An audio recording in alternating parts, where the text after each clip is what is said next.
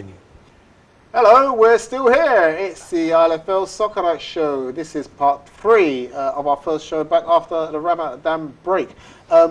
We've spoken about the Summer League. You all know what's happening there. We've spoken about the Veterans League Thursday night every week at Mabley Green.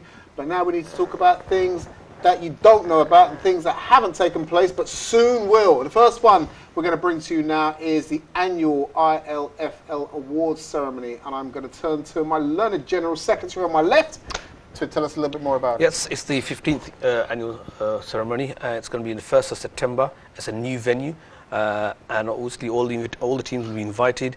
And similar to the last 4 years, we will not be charging any teams or any attendees that attend. It's free for all, and it's for everyone to come celebrate the whole year's projects, be it summer, winter, vets.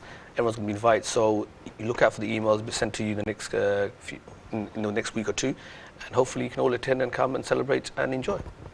There you go, in a nutshell. Obviously, we'll pump it each week for you, give a little bit more information every week as we draw closer to the event. But right now, I have something new for you. Do you know what? We have a caller on the line. We don't take many calls on here because we don't like to be criticised for what we say up here on stage. But I'm sure somebody has called up and been adamant about wanting to have their say. So, caller on the line, tell us who you are and where you're coming from. Nanu, Rash, David, good evening to you guys. Good evening. Is that a voice that we all recognise? Gents, I would have loved to have joined you guys, but I'm flying out tomorrow.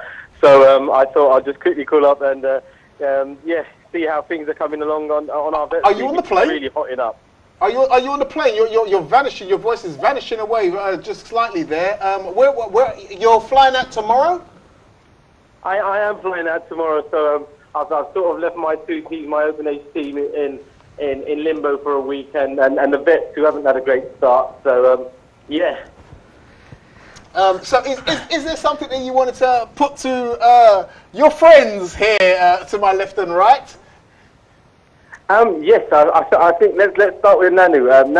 Nanu and his Hawk and Eagle, because I think with the poor start you guys had, Nanu, it seems like it's a big step in the right direction to get 3 points under the belt. So I'm just wondering, how hopeful are you with Hawk and Eagle this season?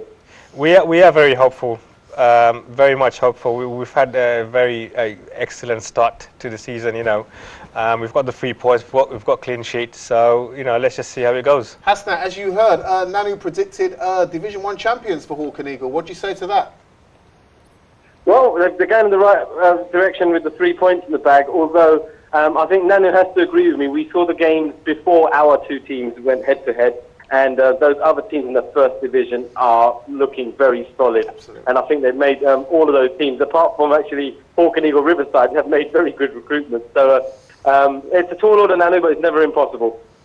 Okay. And what about Rash? I'm sure you have something for your good friend Rashid. Yeah, Rash, actually, it's irony because Rash playing for Beaumont B, he decided to stay in the second division this year. But I think with the 4 new teams that have come, I'm wondering, Rash, have you made the right decision? Because those teams look just as good enough to be in the first division, if not the Premiership.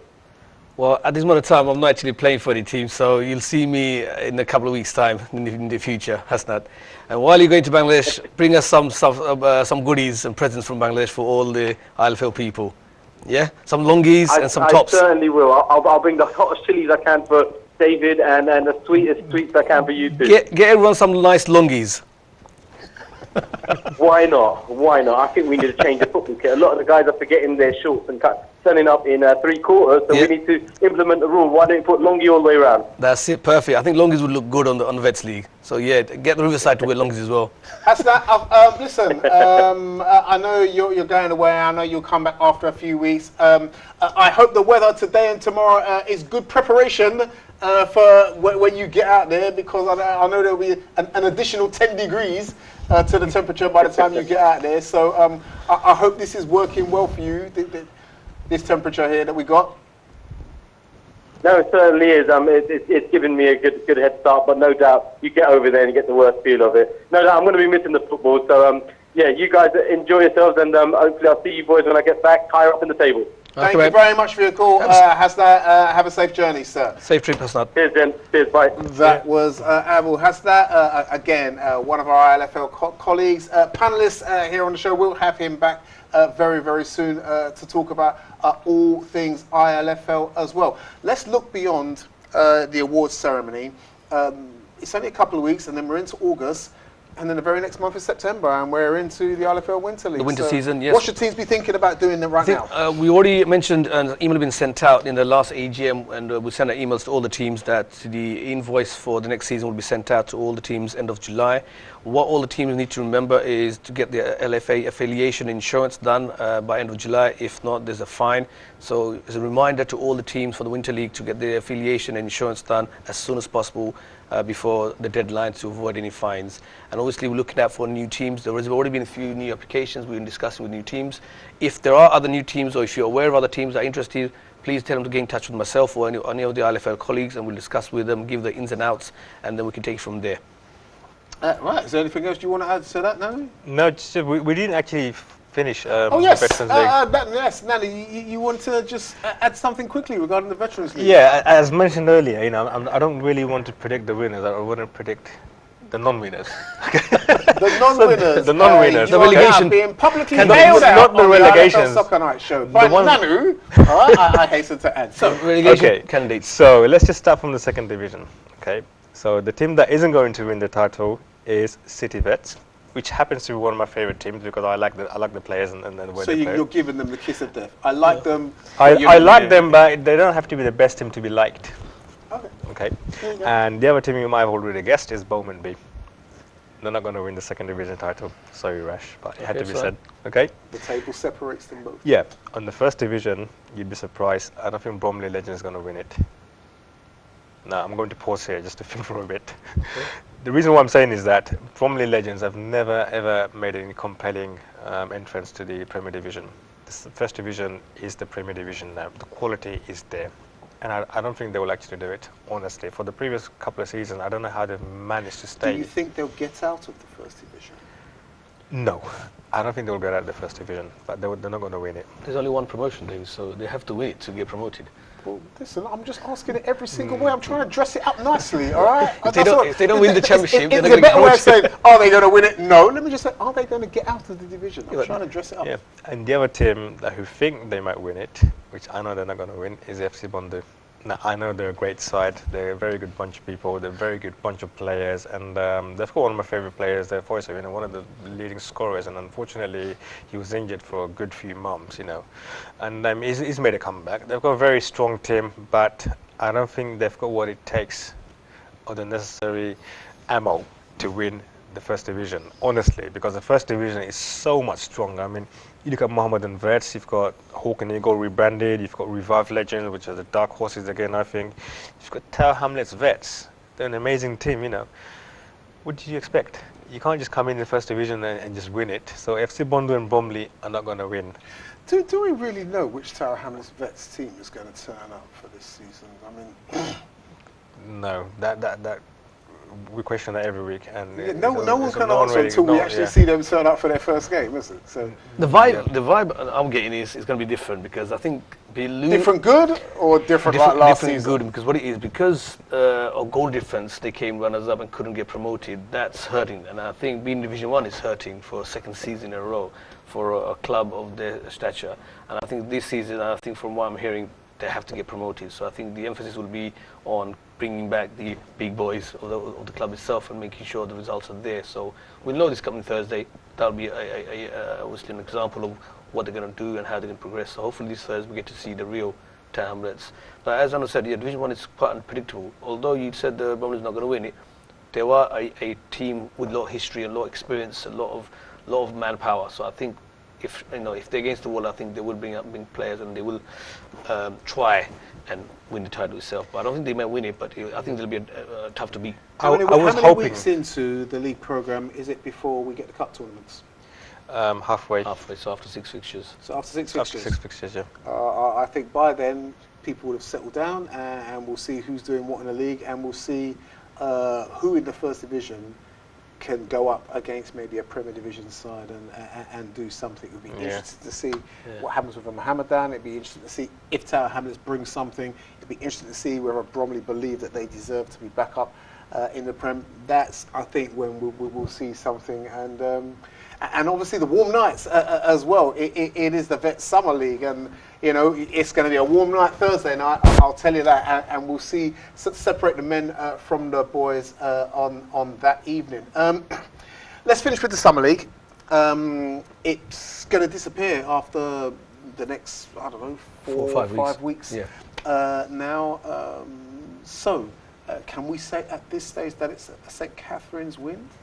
No, I mean pretty much the teams at the top You're four. being very negative today, aren't you? I'm not being negative, just trying to be a little bit more realistic and more pragmatic in my approach when I'm analysing these teams. And I'll tell you what, those 4 teams at the top are pretty much still in it, and not just St. Catherine's. St. Catherine's could lose it any moment, you know. I mean, we talk about the strikers. One of them wasn't playing the other week, which is why they probably drew. If they lose the other one, they've got no goal scorers. I think AMY were kicking themselves last Sunday as well. That you know they had a two-goal lead. Well, no, AMY were 1-1. They went 1-0 down to Arsenal, and in the last minute or two, they managed to get an equaliser. But AMY were poor, and they got a 1-1 draw against Arsenal. They would have hoped to have won that. And Had they won the game, I think they would have put pressure on St. Catherine's. Considering that they drew, I think St. Catherine's sitting back laughing, and plus they got no game this week. They can see the results. I think it's playing into St. Catherine's hand at this moment of time, the way things are developing. They'll sit back, they'll see other teams already played 2 extra games. If they drew or lost, they know exactly what's required. So I think at this moment of time, things are looking more towards St. Catherine's. I think it's there, 75% in there. I think it's just a matter of when they come back, because it's only 9 games. They get out 2 more wins, and if AMY has already draw, Robin Hyder already 2 more points behind. So I think if they get 1 or 2 more results, I think it's more or less in there. It's there for them to lose, I think, for me. It's 75%. It is. I'm not going to disagree in that case. Yeah. It is theirs to lose. Yeah, and the issue that I'm seeing... we've seen the top team lose it very often. They still got to play some big teams. I think they still got to play They still got to big play teams. Tigers. They've still got to play They still got Ace. to play Ace Yeah, as so well. And if they slip up in any of those two... But bearing in mind, they got a point against AMY the week before they stopped. It was a 2-2 draw, so it could have gone either way, couldn't it? It could have gone either way. I think that was one of the... Let's just say if they won that, they would have probably passed a huge milestone. And they went with all the expectation. Unfortunately, I think that's good for the league. They were behind by 2 goals, and you know I have to give it to them that they did come back and they almost had it. You know, and the game at the last sort of 10 minutes was just absolutely end to end. Honestly, it was a joy to watch. You know, and at that point I kind of realized is that I mean although St. Catherine's is very strong, you've got our teams there. AMY, strong team. If AMY can do that to them, what do you think Ace is going to do? Yeah, those kinds of teams. So it is too early. There's lots and lots of points up for grabs, and I don't think they're in a very good situation, but they're not just there yet. Okay, gentlemen, listen, thank you very much for your contribution. We are almost out of time. I just want to cast your minds forward to next week's show, which is a special 90-minute show on the UKBFC. Yes, it came, it went, but we've got something for you next week. I'll tell you no more about it. You're just going to have to tune in and watch next week. An hour-and-a-half show. Me, the boys, and a few more are going to be here to talk about the UK Bangladeshi Football Championship next week. You heard we got a call this evening. It doesn't happen often. But guys, please, social media, we're all young enough to know how to use it. You can get in touch with us. We've got a Facebook page that you can interact with. We're also on Twitter at ILFL London. Give us your comments, send us your tweets. I'll even read them out on the show if you'd like me to as well. That way you can remain partially anonymous behind your Twitter name. But like I said, anything you want to ask, anything you want to know, and any feedback you want to give on anything that we say good or bad up here about you, you can do so as well. So now it's all that's left for me to say is thank you to the guys for being here this evening in this very warm studio. My thanks to the guys at the back who have made it all work for us. My thanks to you as always for tuning in and giving us a reason to be here entertaining you on a Monday night. It is the ILFL Soccer Night Show. We are back and we shall continue to be here again next Monday. So until then, from us to you, it's good night.